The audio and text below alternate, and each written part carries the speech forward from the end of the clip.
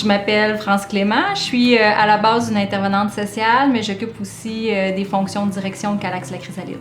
Si on découpe, en fait, l'acronyme, c'est le Centre d'aide et de lutte contre les agressions à caractère sexuel. Puis sa mission, en fait, c'est de lutter contre les violences sexuelles par l'intervention directement auprès des femmes, par la sensibilisation, la prévention de façon générale en lien avec les violences sexuelles et finalement par la lutte et la représentation dans des instances décisionnelles là, pour faire changer à la racine là, les violences sexuelles. Le Calax soutient que les violences sexuelles sont une problématique, dans le fond, qui relève plus de la société que de l'individu. Donc, c'est pas de l'ordre d'une personne qui aurait fait un comportement ou omis d'en faire un qui va provoquer nécessairement des violences sexuelles, mais vraiment une structure sociale, une problématique qui relève de la société dans la façon dont on perçoit la sexualité, les femmes, les relations à la sexualité, qui encourage en fait ou qui prédispose à la violence sexuelle. Et que cette structure-là d'oppression a un impact sur le vécu individuel des femmes. Puis d'avoir cette approche féministe-là dans l'intervention leur permet de se déculpabiliser de ce qui est arrivé, d'enlever de la honte également pour passer plutôt vers de la colère, l'envie de collectiviser aussi leur expérience puis de lutter contre les violences sexuelles. Donc, la prévention nous permet d'aborder toute la question du consentement, mais surtout des mythes et préjugés. C'est que les mythes et préjugés entretiennent les agressions sexuelles, en fait, permet aux agresseurs d'agresser en toute impunité parce qu'elle a fait quelque chose, elle s'est habillée de telle façon, ou elle a eu tel comportement, elle n'a pas dit non clairement. Puis aux victimes, en fait, de vivre la honte et d'être responsables de leur vécu, donc de garder le silence. Fait que tant aussi longtemps que dans la prévention, on s'occupe de ces mythes-là, mais aussi de la question du consentement et tout, ça nous permet justement de limiter les dégâts au niveau de l'intervention. Et ces deux sphères-là, décidément, doivent être portées dans des lieux de représentation parce qu'on lutte contre des structures également là, qui permettent aux agressions de continuer. Quand on parle de la justice, par exemple, des structures qui étaient peu adaptées. Donc le Calax s'implique dans beaucoup de sphères au niveau de la représentation, dont par exemple la table intersectorielle en violence sexuelle de la Naudière, également dans la révision des dossiers d'enquête de la Sûreté du Québec. Donc on fait de la révision de dossiers pour s'assurer que les pratiques d'enquête soient empreintes des bonnes pratiques et de respect auprès des femmes, des victimes. En fait, tout lieu qui va nous permettre là, de porter la voix des femmes pour changer à la racine en fait, des politiques, des structures sociales.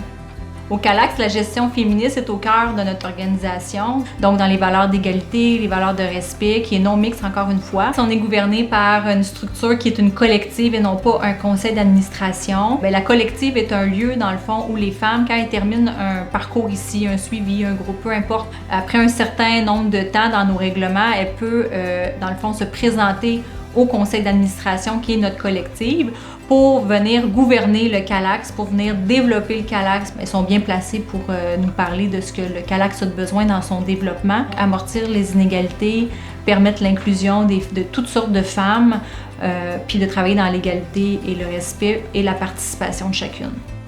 Honnêtement, l'équipe de la Chrysalide, je dirais qu'elle se distingue par son humanité. Rapidement, les travailleuses qui rentrent ici, ils savent s'ils sont à bonne place ou pas, parce que si t'es pas de cœur ou si t'es pas impliquée en tant que femme d'abord et avant tout, puis t'es juste une professionnelle qui vient travailler, t'es pas à ta place, tu sais. C'est des filles de cœur, c'est des filles authentiques, c'est des filles qui viennent pas travailler, c'est une vocation, tu sais. Ils viennent nourrir leur âme, ils viennent changer le monde, mais ma job, c'est de mettre tous les moyens en place, les formations, le contexte, la chaleur, pour qu'elles développent encore plus leur plein potentiel comme travailleuses. Ce qui est intéressant de savoir, c'est que le mouvement féministe a pris une énorme ampleur parallèlement au mouvement de l'action communautaire autonome dans les années 60-70. Et pendant toutes ces années-là, beaucoup de luttes ont été faites, beaucoup de développement a été fait. En 95, on a eu un événement quand même majoritaire, important, mondial, qui était la Marche mondiale des femmes. C'était pas la première marche mondiale officiellement, mais c'était un premier événement où des femmes à travers le monde se sont mobilisées. Et à la Marche mondiale 2000, avec les moyens et les ressources, il y a eu plus de structures. Donc, il y a eu un manifeste avec des demandes au gouvernement. Puis dans une des demandes qui a été déposée au gouvernement, c'était l'émergence de la mise sur pied de 6 nouveaux Calax qui manquaient dans les régions Donc, le Calax la chrysalide, on se plaît à dire que c'est un bébé de la Marche mondiale des femmes parce que c'est de là est né notre centre. Il y a eu plusieurs événements qui ont été importants et qui ont impacté notre développement.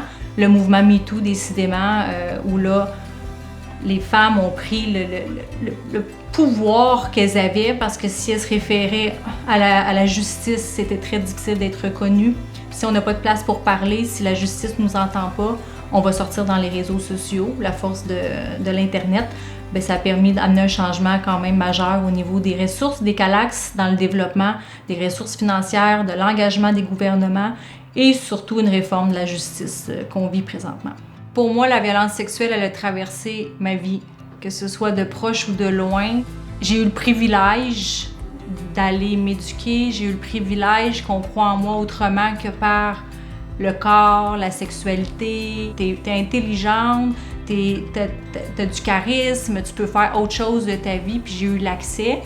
Je peux pas être libre comme femme tant aussi longtemps que je vais voir que les femmes qui viennent ici, qui ont plein de potentiel, qui sont brillantes, mais qu'on leur a jamais dit ou on n'a jamais misé là-dessus. Puis c'est comme si ma mission, je dis souvent aux femmes, moi je me déguise pour vous autres parce que quand je vais en concertation ou quand j'utilise mes grands mots ou j'ai été me chercher des diplômes, c'est juste pour pouvoir me faufiler dans une bonne place où je peux aller changer les affaires, où je peux brasser les arbres puis faire tomber des pommes, où je peux apporter la parole de ces femmes-là. La vulnérabilité puis la souffrance côtoie la résilience puis la force.